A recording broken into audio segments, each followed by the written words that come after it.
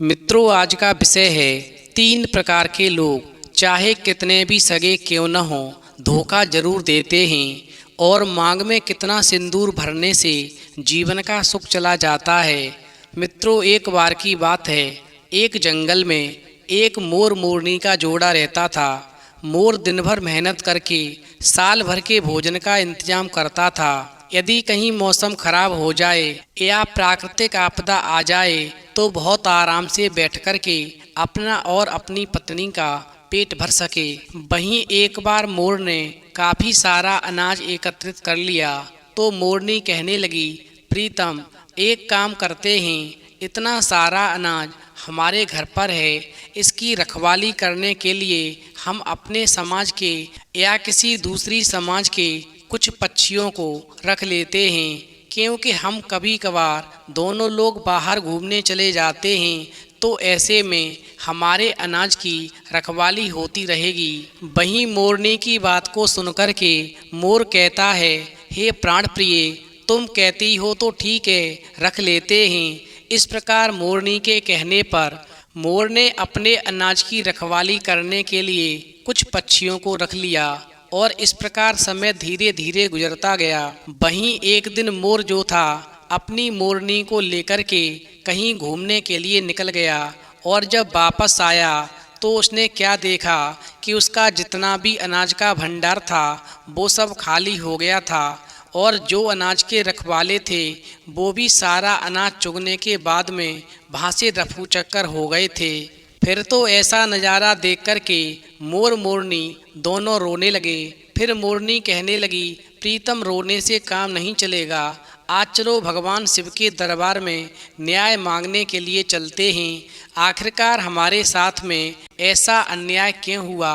हमने जिन्हें अपना वफादार नौकर समझा, अपने घर की रखवाली के लिए रखा, उन्होंने हमारा सारा अनाज खा लिया, आखिरकार ऐसा क्यों?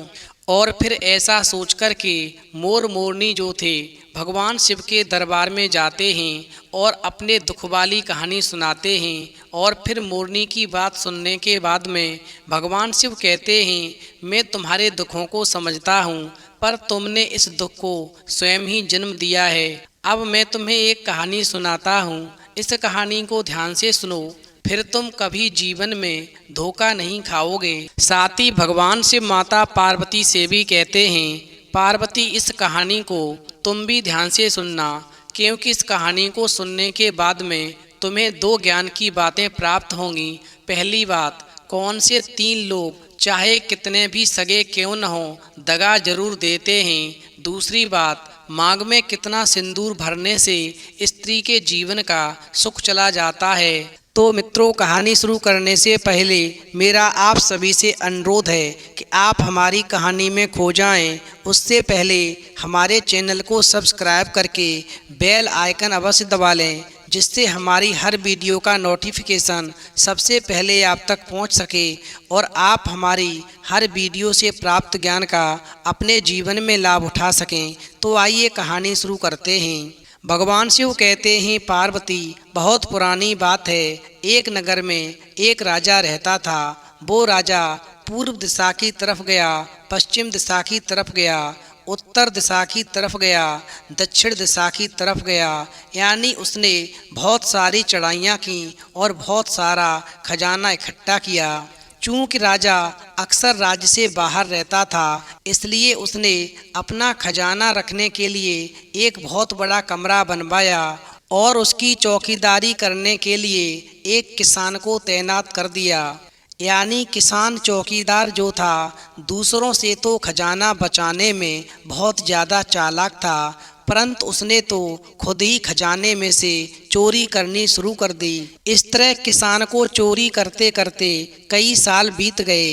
यानी वो किसान चौकीदार उस कमरे में से थोड़ा थोड़ा करके खजाना निकालता रहा और उसको ले जाकर अपने घर में रखता रहा। इस प्रकार उसने अपने घर के सभी भंडार भर लिए। वहीं इस तरह किसान चौकीदार ने राजा की सारी अलमारियां जो सोने चांदी और रत्नों से भरी हुई थीं, सारी की सारी खाली कर दी और उन्हें पत्थरों से भर दिया।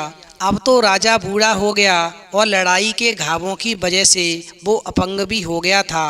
वो अपना खजाना देखने के लिए और भोगने के लिए अब अपने घर पर वापस लौटा। वहीं चौकीदार किसान जो था राजा के सामने गया और सिर झुकाकर बोला, महाराज अब आप लौट आए हैं, एक बार फिर से शेर अपने घर में आ गया है। अब तो मेरे जैसे बूढ़े किसान चौकीदार की यहाँ कोई ज़रूरत नहीं रह गई है, इसलिए अब मुझे इजाज़त दीजिए, मैं अपने धाम चलता हूँ, क्योंकि आपके सिवा अब इस खजाने की रक्षा आपसे ज़्यादा अच्छी और कौन कर सकता है। वहीं राजा जो था किसान चौकीदार से बोला, तुम सच्ची कहते हो, तुमने बहुत साल हमारी सेवा की है, हमारे खजाने को रखाया है, इसलिए मैं ये चाहता हूँ कि सोने से भरी हुई सबसे बड़ी अलमारी तुम उठाकर ले जाओ और खुशी खुशी अपने घर जाओ और सुखपूर्वक जीवन यापन करो।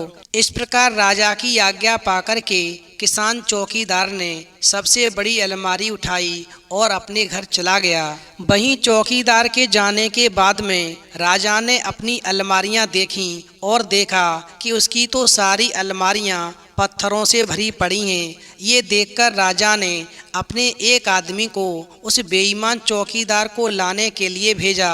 उधर चौकीदार अपनी सब संपत्ति लेकर के दूसरे देश भाग जाना चाहता था, परंतु राजा का राज्य अब बहुत बड़ा हो गया था और चौकीदार किसान के पास में सोने चांदी व रत्नों से लदे हुए कई खच्चर थे। वहीं राजा के आदमियों ने उस चौकीदार किसान को जल्दी ही राजा के राज्य की सीमा के बाहर निकलने से पहले ही पकड़ लिया और कहा, महाराज तुमसे मिलना चाहते हैं और तुमसे कुछ कहना चाहते हैं। वहीं किसान चौकीदार ने पूछा, मगर महाराज मुझसे क्या बात करना चाहते हैं, मैंने तो कोई जुर्म नहीं किया है। इस प्रकार वो आदमी बोला, ये तो उन्होंने हमें नहीं बताया, मगर तुमको राजा के पास चलना जरूरी है, तुम हमारे साथ चलो, तुम ये राज्य छोड़कर के राजा से बिना मिले नहीं जा सकते हो। भगवान शिव कहते हैं, हे मोर मोरनी, जब चौकीदार किसान महल में आया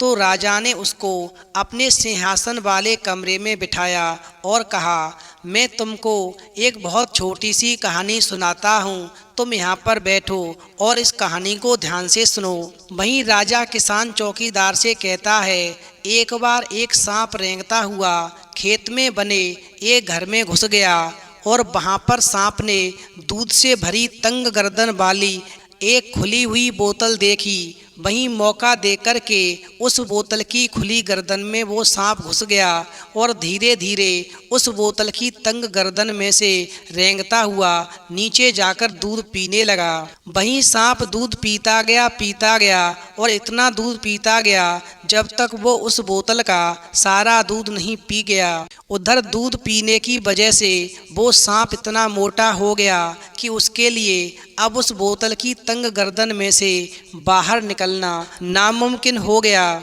और फिर इतना कहकर के राजा रुक गया।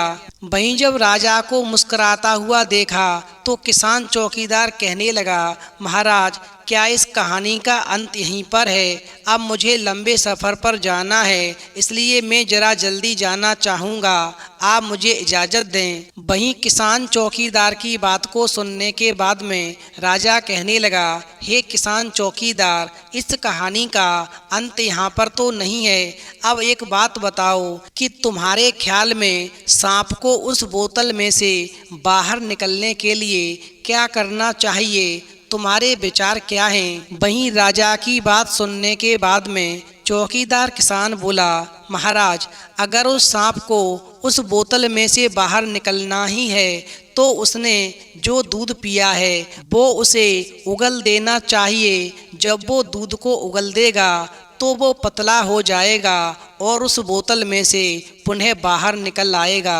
वहीं राजा बोला, किसान तुम ठीक कहते हो, पर क्या उसे सारा दूध उगल देना चाहिए? तो चौकीदार बोला, अगर वो बाहर निकलना ही चाहता है तो उसे सारा ही दूध उगलना ही पड़ेगा, वरना वो बोतल में ही फंसा रहेगा। भगवान शिव कहते हैं, हे मोर मोरनी, इस प्रकार राजा बोला, हाँ किसान चौकीदार बिल्कुल ठीक कहते हो, उसे सारे का सारा दूध उगल देना चाहिए। वहीं इतने में ही चौकीदार ने क्या देखा कि राजा के सिपाही उस कमरे के हर दरवाजे में से भाला लिए हुए चले आ रहे हैं। वहीं चौकीदार के पास में अब कोई चारा नहीं था और उसने राजा का सारा खजाना वापस कर दिया। चूंकि राजा होशियार भी था और धीरज वाला भी, उसने अपने सिपाहियों को उस चौकीदार से खजाना छीनने की ऐसी ही आज्ञा नहीं दी थी, बल्कि एक सीख वाली कहानी सुना कर के उसको ऐसा करने पर मजबूर कर दिया था। उसके बाद में उस चौकीदार किसान को राजा ने फांसी पर चढ़ा दिया। वहीं अंत में भगवान शिव मोर मोरनी से कहते हैं, हमेशा ध्यान रखना, इन 3 प्रकार के लोगों से हमेशा दूरी बनाकर रखनी चाहिए। ये 3 प्रकार के लोग चाहे कितने भी सगे क्यों ना हो, धोखा अवश्य देते हैं। नंबर 1, घुमा फिराकर बात करने वाले लोग। यानी बहुत से लोग ऐसे होते हैं जो घुमा फिराकर बात करते हैं। ऐसे लोगों के मन में चोर होता है। ऐसे लोगों पर भरोसा करना आपको मुश्किल में डाल सकता है, इसलिए ऐसे लोगों से हमेशा दूरी बनाकर रखनी चाहिए। नंबर 2, बहानेबाज लोग। यानी कुछ लोग ऐसे होते हैं जो खुद का काम निकलने के बाद में आपको नज़रअंदाज कर देते हैं। ऐसे लोगों से जब आप मदद मांगते हैं और अच्छे की उम्मीद करते हैं तो ये लोग हमेशा धोखा देते हैं और ऐसे लोगों से पीछा छुड़ाने में ही भलाई होती है। नंबर 3, समय पर काम न आने वाले लोग। यानी व्यक्ति को जब सबसे ज़्यादा किसी की ज़रूरत होती है और तब वो व्यक्ति आपका साथ ना दे तो समझो वो आपका शुभ चिंतक नहीं है। यानी ऐसे लोग आपको मुसीबत में डाल सकते हैं। हमेशा ध्यान रखना, ऐसे लोग केवल अपने ही बारे में सोचते हैं, इसलिए समझदारी इसी में है कि इनसे आप दूर ही रहें। इस प्रकार कहानी सुनने के बाद में मोर मोरनी कहते हैं, प्रभु अब हमारी समझ में आ गया कि वास्तव में इन 3 प्रकार के लोगों से हमेशा दूर रहना चाहिए, क्योंकि ऐसे लोग चाहे कितने भी सगे क्यों ना हों, धोखा जरूर देते हैं। और इसी वजह से हम भी धोखा खा गए और हमने अपने अनाज का सारा भंडार खाली करवा दिया। और फिर ऐसा कहकर के मोर मोरनी उड़ जाते हैं। वहीं मोर मोरनी के चले जाने के बाद में माता पार्वती कहती हैं, हे प्रभु मेरी समझ में एक बात नहीं आई। ये तो ठीक है कि ये 3 लोग दगाबाज होते हैं, इनसे हमेशा बचकर रहना चाहिए, मगर ये समझ नहीं आया कि राजा ने उस किसान चौकीदार को सूली पर चढ़ा कर के उसकी पत्नी के जीवन का सुख क्यों छीन लिया। आखिरकार किसान चौकीदार की पत्नी का क्या दोष था। फिर भगवान शिव कहते हैं, पार्वती उस किसान की पत्नी जो थी वो अपनी मांग में केवल आधे माथे पर ही सिंदूर भरती थी, उसकी शेष मांग खाली रहती थी। और जो स्त्री अपनी पूरी मांग में सिंदूर नहीं भरती उसके जीवन का सुख चला जाता है। और इसी वजह से किसान की पत्नी के जीवन का सुख चला गया। इसलिए हर स्त्री को अपनी पूरी मांग में सिंदूर भरना चाहिए।